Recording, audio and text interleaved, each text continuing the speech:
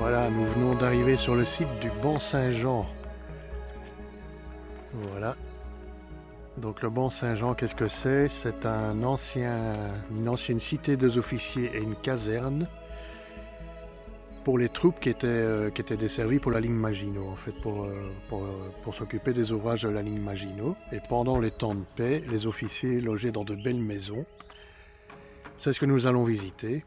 Mais le site ici est assez particulier parce qu'il a servi pendant la guerre de sorte de camp de la mort, de camp d'internement pour prisonniers d'abord, hein, pour militaires ukrainiens et russes.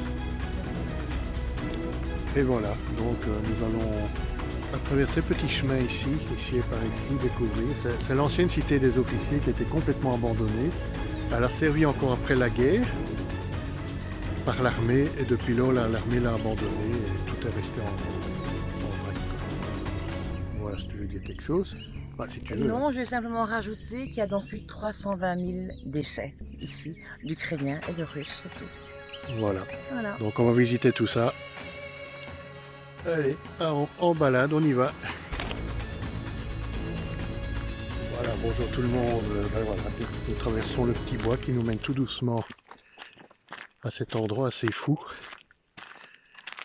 qui est le fameux Banc Saint-Jean. Ben voilà, on va voir les maisons des officiers de la ligne Maginot, qui est ici derrière moi, comme vous pouvez voir. Voilà. Toute une cité où il y a bien plus d'une quarantaine de maisons, si pas bien plus. Complètement vidé, il n'y a plus de toiture, il n'y a plus rien. Les toitures ont été démontées dans les années 90. Voilà, c'est l'ancienne cité des officiers de la ligne Maginot. Il y a des quantités d'autres cités des officiers autour des autres ouvrages qui étaient en retrait des ouvrages Maginot. Il y avait une caserne, cité des officiers et des sous-officiers, qui était occupée en temps de paix. En temps de paix, donc à partir de 35-36 plus ou moins, ces maisons étaient occupées par les officiers et leurs familles. Et en temps d'alerte, il y a eu plusieurs alertes avant la guerre, donc en 1936, la réoccupation de la Rhénanie, en 1938 avec l'affaire de Munich, en 1930, mars 39 avec l'affaire de l'occupation de la Bohême par les Allemands. À ce moment-là, toutes les troupes, les officiers et les soldats rentraient dans les ouvrages à la ligne Maginot. Par contre, entre ces périodes, dans les temps de paix, les officiers logeaient et les sous-officiers logeaient dans ces magnifiques maisons. Et la troupe, il y avait des casernes ici à côté, des camps de sûreté qu'on appelait ça, qui étaient occupés par la troupe pendant les temps de paix, quoi. Voilà. Voilà déjà un petit aperçu de ce lieu.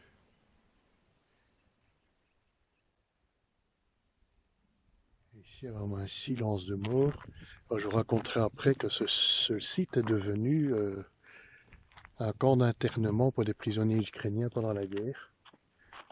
Donc ce lieu a une histoire, je raconterai plus tard après, quoi. Voilà.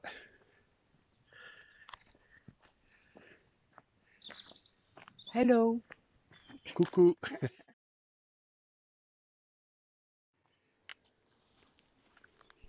Voilà un aperçu du site. Voilà. Toute une cité entièrement abandonnée. Et là, c'est quoi? Ce sont des garages, je pense. Ils avaient leur garage pour leurs voitures déjà à l'époque, Ouais, hein. ouais.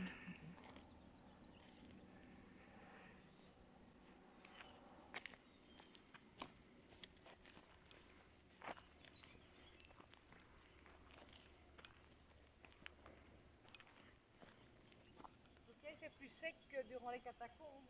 Nettement.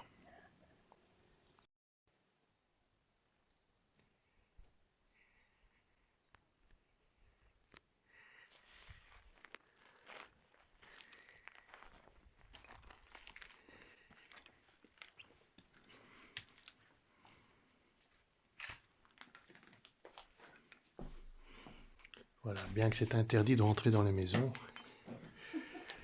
Ah Bon, oui, je comprends. Oh là là, oui. c'est un petit peu dangereux. Ah oui, parce que... C'est dangereux, mais bon, on a l'habitude, hein. Ouais. Voilà, on peut voir. Voilà, Voilà, ce qui reste des maisons qui étaient habitées par les officiers français dans les années 30.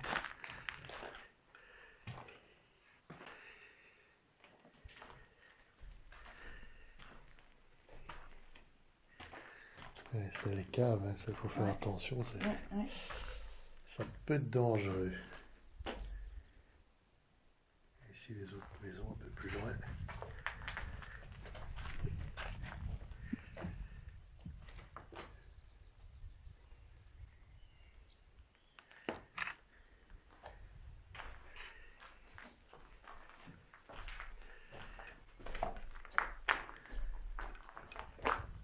Ça devait être agréable d'habiter ici. Ah, ça devait l'être, hein. Ouais.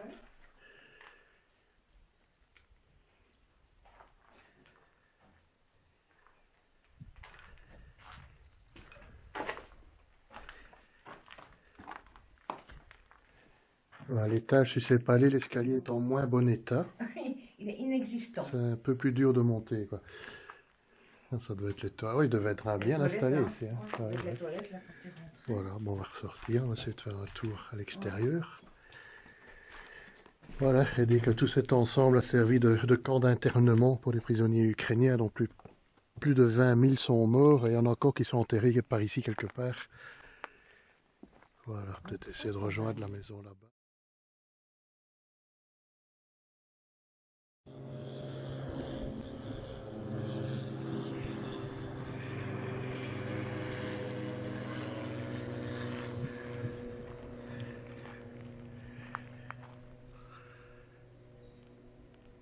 Un site incroyable. Bon, on va rentrer dans la maison.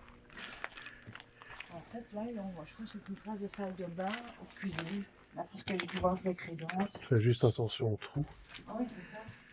Là, c'est des toilettes, c'est sûr. Ah ouais, pour monter à l'étage, c'est un peu plus compliqué. Ouais. Ah oui. Ça fonctionnera moins bien, quoi. Ah oui, ça, c'est sûr. La cave, ça par contre, on peut y aller. Oui, mais... Et ici, c'est quoi? Là, c'est les toilettes. Et là, c'est ou la cuisine, ou la salle de bain. Moi, j'ai la salle de bain plutôt. Non? Probablement cuisine ou salle de bain. Bah, Ouais. ouais. Ouais. Vu la crédence, ça doit être ça.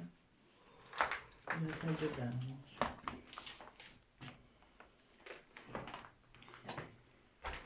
C'est particulier. Hein. Bah, oui.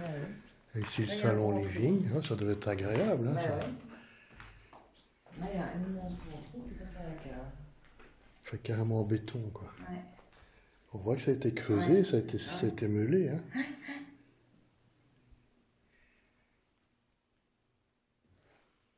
Il y a même une couverture de survie. Ouais. Récente. Probablement des gens qui traînent Ouais, ici. c'est ça. Hein. Ouais. Je sais pas trop ce qu'ils y font. Hein. Bah, ils squattent. Ils squattent.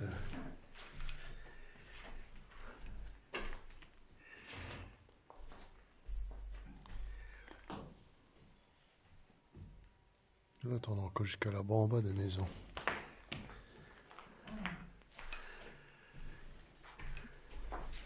Et tu sais plus ou moins le nombre de maisons qu'il y a? Bah, il doit y avoir une bonne trentaine, je pense. Mhm. Je n'ai pas le nombre exact, hein, mais... Ouais.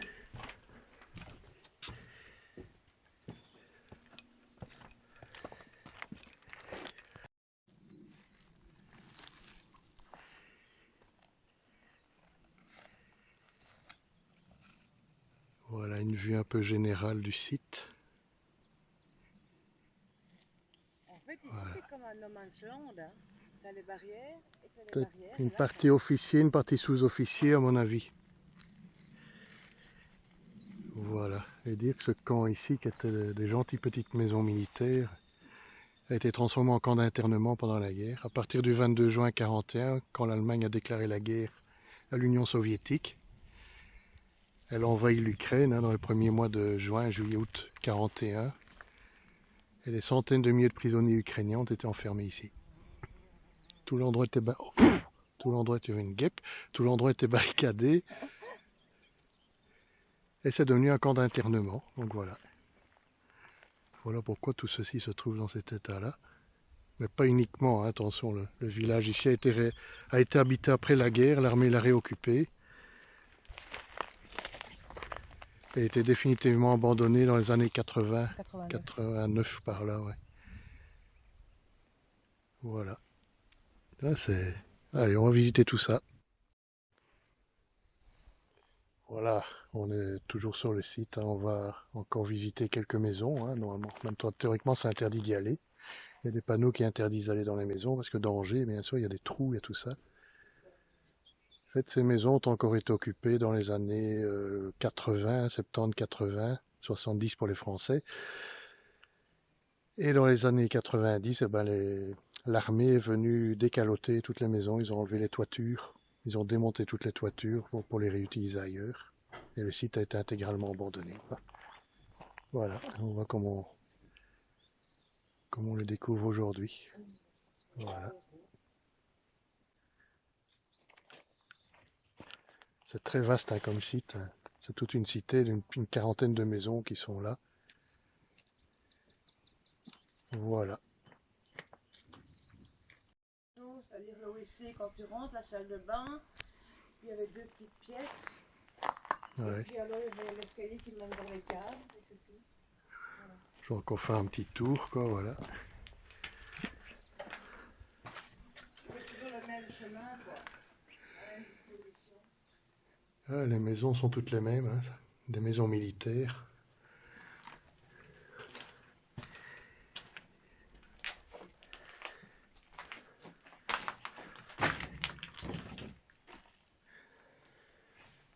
Ah, c'est assez dangereux, l'escalier bien sûr démonté.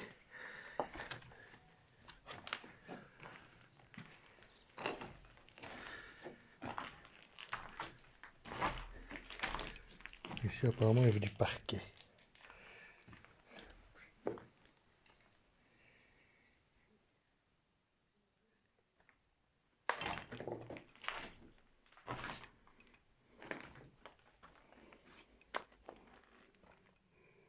Les caves.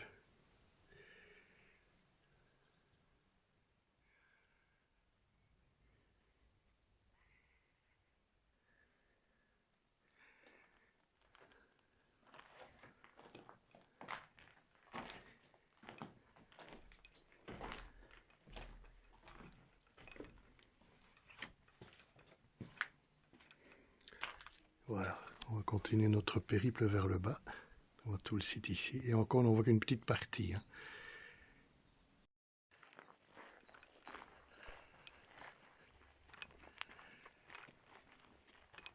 Il y a pas mal de guerres, hein.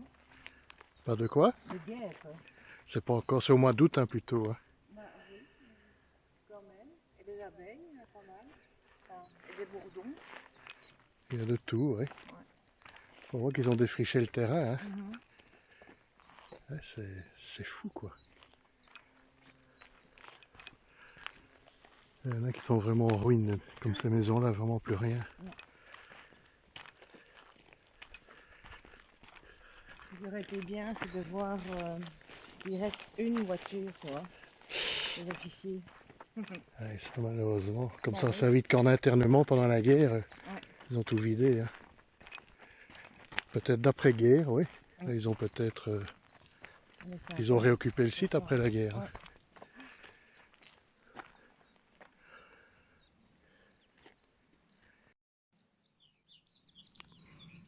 Visiblement, tout le site a été défriché, hein. Ils ont coupé tous les arbres et tout, ils ont dégagé tout le bazar. Je ne sais pas qu'est-ce qu'ils comptent en faire. Aucune idée, quoi. Là, on voit encore une des maisons là derrière les arbres. Bon, on va continuer.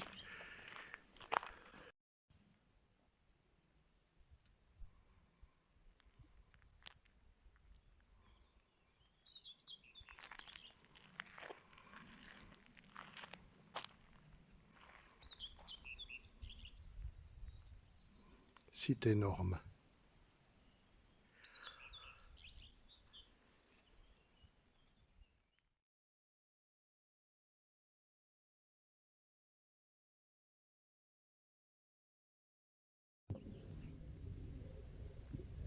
Voilà, on arrive sur le lieu probable de l'ancienne caserne. C'est une caserne pour les troupes de forteresse qui devait desservir les ouvrages Maginot. Troupes de forteresse qui étaient casernées ici en temps de paix. Et ici le château d'eau qui servait d'alimenter l'eau fatalement.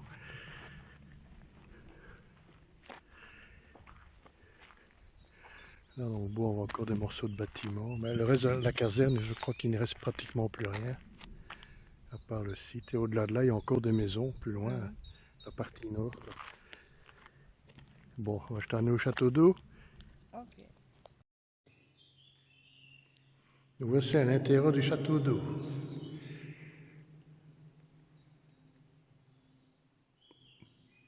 Là, il y a 2 échelles qui montent. Est-ce qu'il y a moyen d'y accéder par l'extérieur? Non. Tu es tenté, non? Non, du tout, non. Bon, ben... J'ai pas encore un sapeur-pompier de la brigade sapeur-pompier de Paris. Non.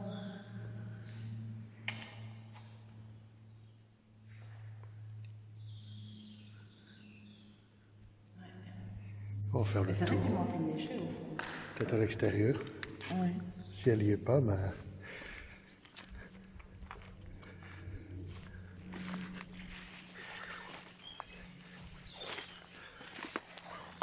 Et je pense qu'il n'y en a pas.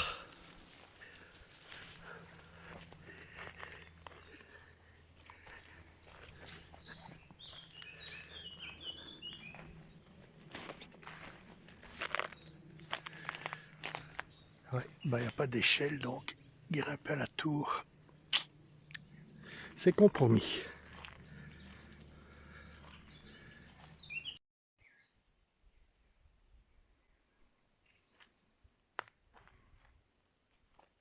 Un vestige de l'ancienne caserne, probablement. Il y a encore d'autres bâtiments abandonnés comme ça de l'autre côté. Juste derrière, mais apparemment au-delà je ne vois plus rien.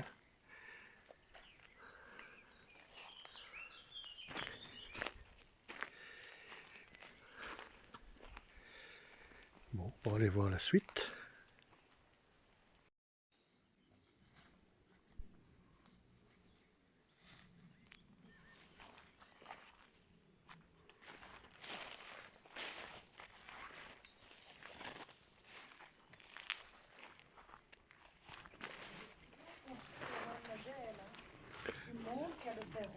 Ouais, c'est le style. La cuisine, la salle de bain. Voilà. Style militaire. Ouais. Salon, peut-être, salle à manger.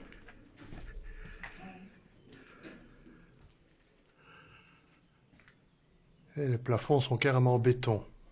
Ouais. L'escalier qui mène vers la cave. Donc il y a une petite touche militaire quand même. Là, les plafonds sont en béton carrément, en béton armé, comme les bunkers. Ouais, c'est space quoi. Ouais.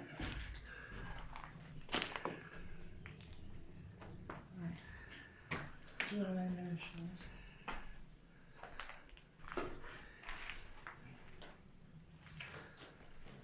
Ça devait être la cuisine, ça a mangé ça. Et puis les chambres au-dessus. Ouais, ils étaient bien, hein? Ouais. Oui. Elle n'a pas l'escalier qui mène à la cave. Et l'escalier qui mène, enfin, il y a plus, bien sûr. Ouais. Qui mène aux étages. En général, ils sont tous dans le même toilette. état, ils ont tout Ouais. démonté. Ouais.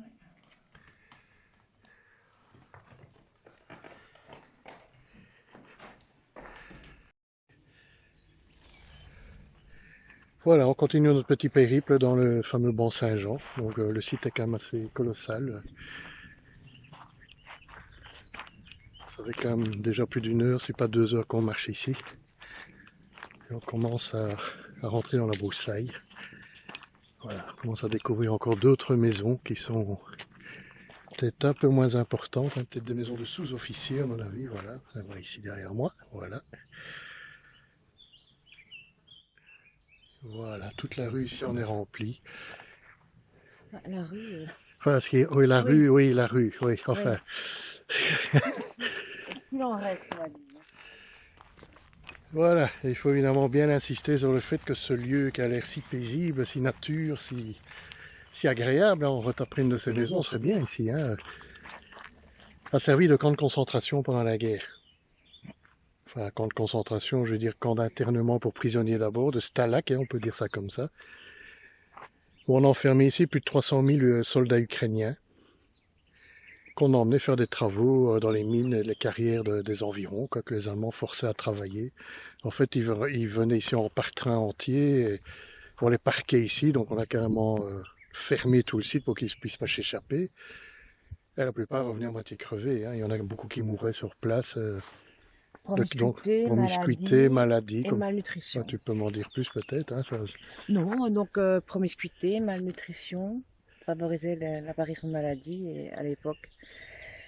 Bien sûr, on ne les soignait pas parce que c'était considéré comme des sous-fifres, si je comme puis des dire, sous-fifres, oui, c'est ça. par Hitler, et donc c'était de la main-d'œuvre gratuite.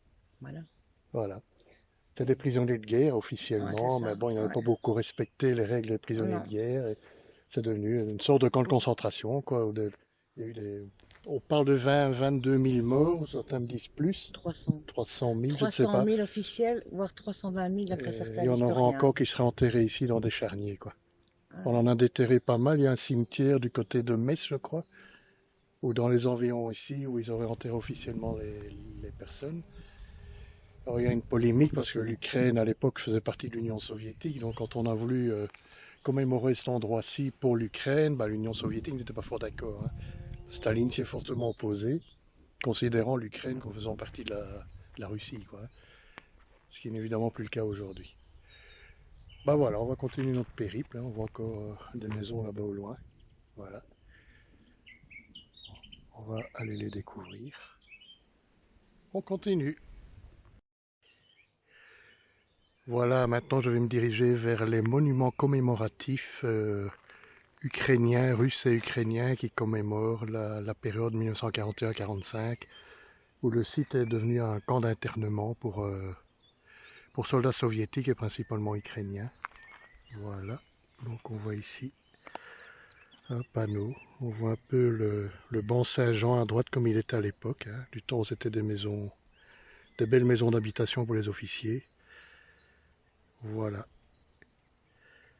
Il faut savoir qu'en 1940, lors de l'armistice franco-allemand, le site ici a servi de camp de prisonniers français au départ. Et un soldat français assez connu a été prisonnier ici, a réussi à s'évader, c'est un certain François Mitterrand, que je crois que beaucoup de Français connaissent un petit peu. J'ironise là. Voilà, je vais me diriger vers les monuments commémoratifs. On m'a indiqué que c'était par ici, ben, je vais y aller. Voilà. Et voilà un autre panneau.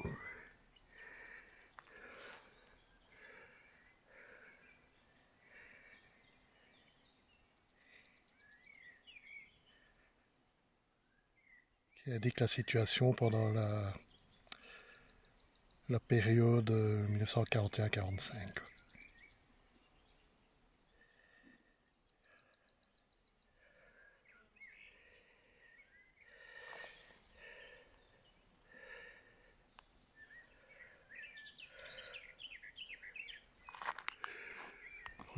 On n'imagine pas qu'il y a pu y avoir tant d'événements dans un lieu aussi bucolique. Si voilà, on entend les petits oiseaux chanter, on entend la nature qui se réveille. On s'imagine pas que plus de 300 000 prisonniers ont transité par ici. Dans ce terrain dont on voit plus beaucoup de traces, hein. Il y avait toute une série de baraquements à l'époque, hein. Et ils étaient enfermés là-dedans et emmenés vers des camps de travail, dans des mines, dans des carrières, ce qui libérait en fait des soldats, enfin des travailleurs allemands pour l'armée, quoi. C'était de la main d'œuvre pas chère en fait.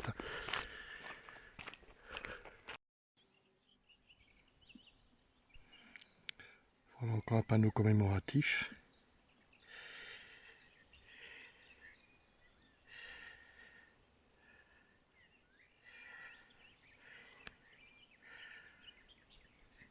En russe et en ukrainien.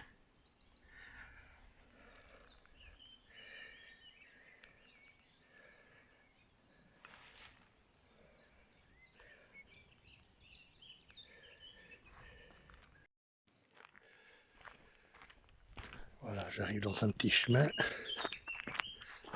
et je crois que j'ai découvert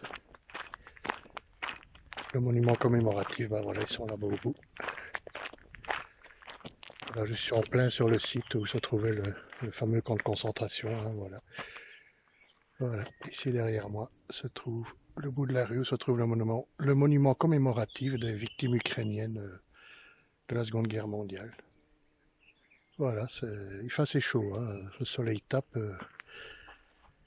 c'est assez particulier quoi.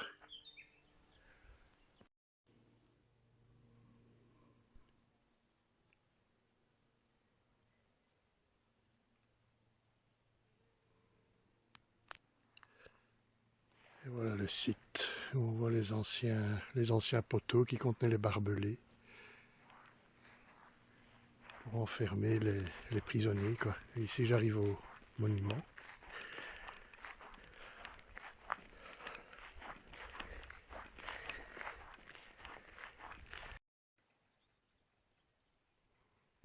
Et voilà le monument. Construit je crois début des années 2000, il me semble, c'est assez récent. Voilà le tout écrit en peut-être une partie en ukrainien, une partie en russe.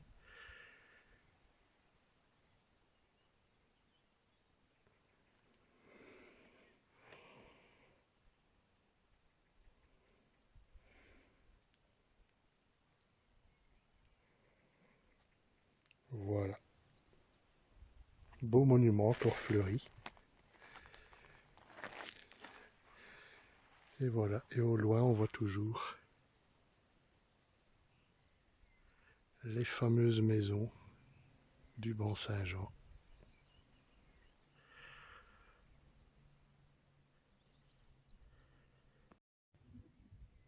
Petite vue de l'ensemble du site.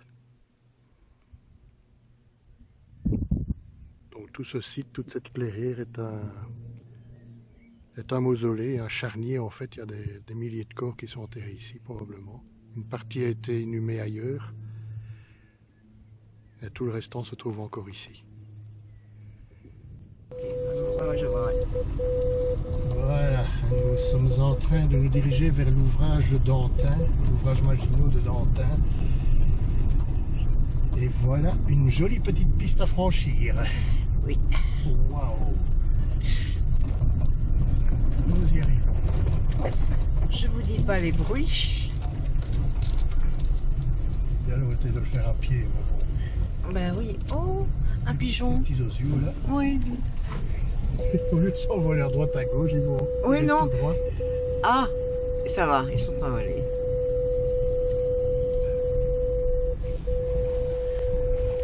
J'ai pas un 4x4 moi. Hein. Mais non. C'est une simple voiture. Ben oui.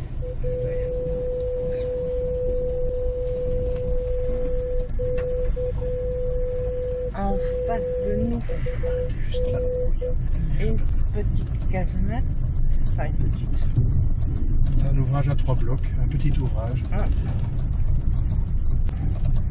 Oh, je vais m'arrêter ici. Ben oui. Ah. Eh ben, C'est ici que ça pour vous prendre après. par contre, pour y aller, c'est électrifié. Je prends en dessous, hein. Ça va aller? Ça va aller. On va y aller. C'est un peu une folie. Mais bon. Oui, ça c'est une Je folie. me connais.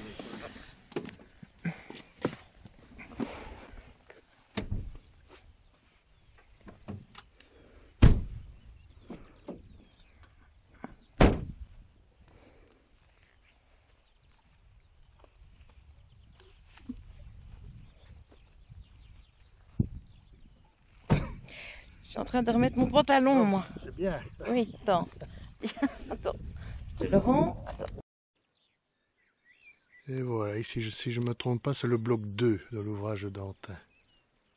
Un bloc d'artillerie. Voilà. On va voir si on peut trouver un accès. Non, si petit créneau là serait accessible, je ne sais pas. Non, faut pas rêver, hein. Ah non. Je peux s'imaginer à l'intérieur. Et voilà le bloc 1, en principe le bloc d'entrée de l'ouvrage. En principe. Mais c'était le bloc d'entrée, mais bon, ça a été bouché et voilà, on ne sait pas y accéder. Non. Je veux bien aller faire un petit crochet tout près. Je sais, je suis un peu...